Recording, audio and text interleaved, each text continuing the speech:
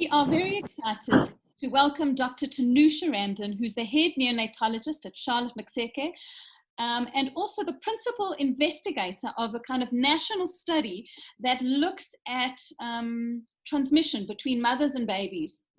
So Tanusha, we felt it was so important to ask, I would imagine the question that's on every pregnant mother's mind around transmission, mother to baby. There's probably a lot of questions around, if I develop COVID-19, can I breastfeed my baby? Can I hold my baby? And we felt actually it would be pretty important to bring on an expert like yourself to answer that question.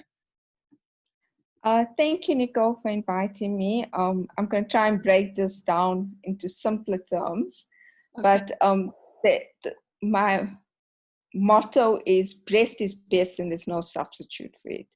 No formula feeds, no donor breast milk can come close, but definitely to breastfeed your babies. And thus far, there's no evidence in any of the studies showing the coronavirus or COVID-19 virus in breast milk. So it is safe to be breastfeeding your babies.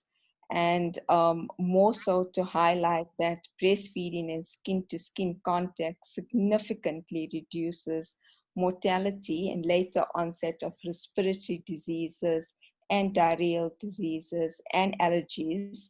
So there's a remarkable benefit for the baby. For the mother themselves, it reduces the risk of breast and ovarian cancer, which I think is huge, and we need to highlight that. And the numerous benefits in general of breastfeeding substantially outweighs the potential risk of the transmission of the illness, which, I mean, thus far, since the outbreak in China, outbreak in Italy, Spain, and South Africa, if anything, in South Africa thus far, we've had no neonatal confirmed cases. But overseas cases, they've had just very mild symptoms. So a little bit of fever, a little bit of feeding difficulty and shortness of breath, but no real problems. And the mothers that did contract the COVID-19 was usually during the third trimester. There's lots of ongoing studies also looking at preterm labor, but nothing has been conclusive that the virus itself causes preterm labor. Right. So there's still a lot we don't know. Lots and lots of questions. I just told you at the moment I'm working on a protocol and we're submitting it to ethics on during this week. And we actually, there's actually a lot of questions that's not addressed. I think one of them is whether pregnant women are more severely affected. Is there evidence of intrauterine or perinatal transmission? Because thus far, amniotic fluid, the placenta, umbilical cord, testing of the babies has all come back negative. And we also want to look at breast milk and whether we're going to be testing that for the COVID disease. And lastly, we want to address the main thing of whether mothers and babies should be separated if the mother comes back positive. And what would you advise? So, I mean, clearly breastfeeding is a given, that even though there's a lot we don't know, it sounds like it's very important and in fact protective. But what would you say to moms that would ask, can I hold my baby? Can I touch my baby? Can I do all the normal things to bond with my baby, skin to skin? What would you say about that? Bonding is highly important. But like I said, I need to highlight strict infection control.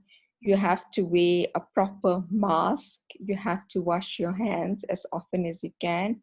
You have to wash your hands if you touch any contact surfaces, if you're touching the contact surfaces and putting the baby on that surface. Ideally, also, if you're a bit more concerned, you can have the baby nursed in an incubator in your same birthing room. So the incubator serves as like if you cough at night and you don't have your mask on, it serves sort of as a protective measure for your baby. And that incubator should be around 6 feet away. But a KMC again can be done as long as the mother's wearing a mask and washing her hands in between.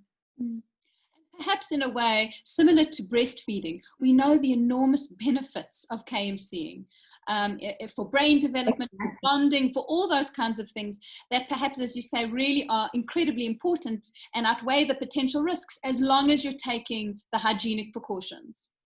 Absolutely. Just hand wash and mask. I think even more important than mask is hand washing as often as you can. Okay. Tanusha, thank you so much. I would imagine that information is going to be invaluable for many moms.